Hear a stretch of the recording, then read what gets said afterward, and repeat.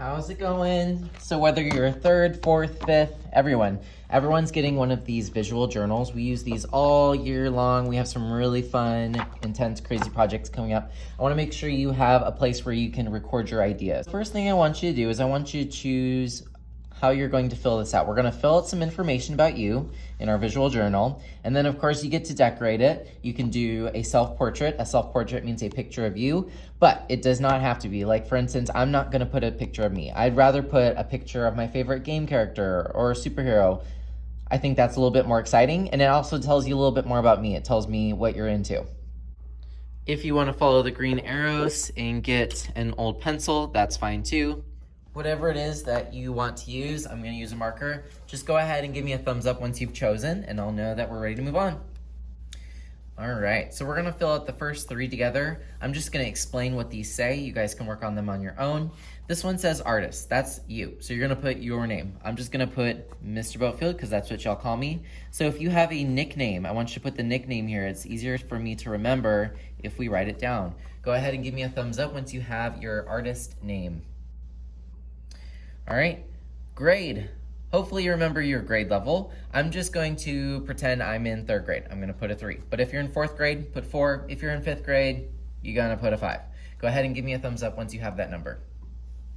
All right, now this is where people get a little bit confused. Specials group, I call this the class code. Each class has a class code. I'm gonna pause the video and give you yours. This is something that you'll wanna remember when you turn in your projects. I need to know what class it came from. I'm going to explain what these say, and then I'm going to show you what I did. This is your beginning of the year self-portrait, but does it have to be a picture of you? No, it can be something that you like or a character. I don't mind. It's not going to bother me. This is your favorites. Subject. When someone asks you what's your favorite subject, they're usually talking about school. Do you like math, English, art, PE, something at school that you really like to learn about? That's what they're asking. This one says hobby. A hobby is something that you do on your own outside of school. So let's say you're a swimmer. You put swimming, or I'm a dancer, or maybe you like video games. That could be your hobby as well. Something that you like outside of school. Your favorite food, color, and song. That, and then draw or write about what you hope to learn this year in the art studio. You can use marker, you can use crayon, of course. I'm gonna show you a trick that you can use for crayon. I don't love crayon, but there's some really cool stuff you can do with it. We have pencils as well, colored pencils. If you decide you want to use a pencil and you need to sharpen it, remember there's a little cup under here. It's kind of hard to get open, but you can open the cup. There's a couple sharpeners in there for you and your table partner if you have one.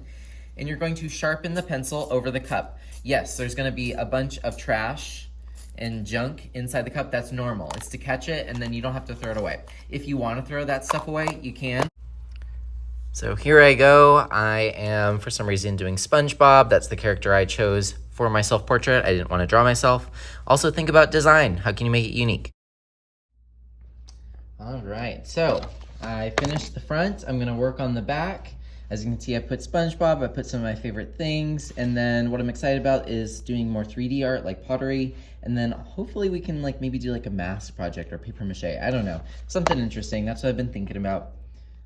On the back here, I drew some lines because I'm going to show you a little trick that you can do with the crayons. Like I said, crayons are just for, let's say, younger groups. I don't always use these.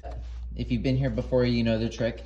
These are rubbing plates. These are going to be on the back counter. You can take one, put it under the piece of paper, and then color over it. And whatever that design is going to show up. You want to press softly on the crayon. This will not work with marker at all. Colored pencil, not so much. Some of you might ask, do I have to color the back? Yes, I do want you to color the back because I want to know who these sketchbooks belong to. So make it your own, make it expressive. So I'm going to continue working on this. If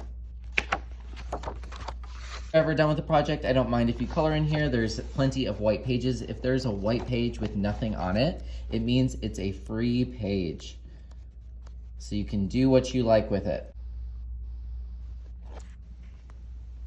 Don't forget to clean up your area. Please return anything you're not using.